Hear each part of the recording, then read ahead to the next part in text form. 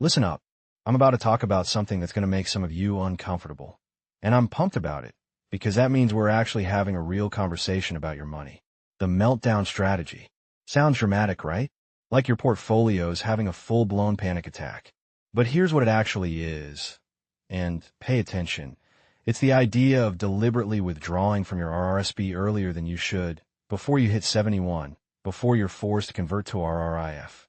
And everybody's telling you, don't touch it. Let it grow. But I'm going to tell you something different.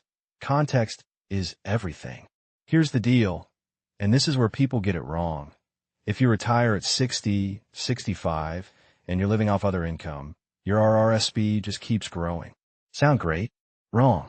Because when you hit 71 and you're forced to start withdrawing, you could be pulling out so much money that you're in a higher tax bracket than when you were working. You literally paid to defer tax, only to pay more tax later. That's losing. So the meltdown strategy says, start withdrawing strategically. Maybe pull out 20, 30, 40 grand a year in those early retirement years when your income is low. Fill up those lower tax brackets. Pay 20% tax now instead of 40% later.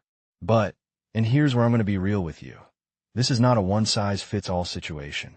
If you need that RRSP money to survive in retirement, this ain't for you. If you got pensions, rental income, other assets, now we're cooking. The meltdown strategy is about self-awareness. It's about knowing your situation, your tax brackets, your province's rules. Because guess what? This works different in Ontario versus Alberta. Stop copying what your neighbor's doing. Stop doing what some guru said. Do what makes sense for your 71-year-old self. I'll leave you with this. The best financial strategy is the one you actually execute based on your reality.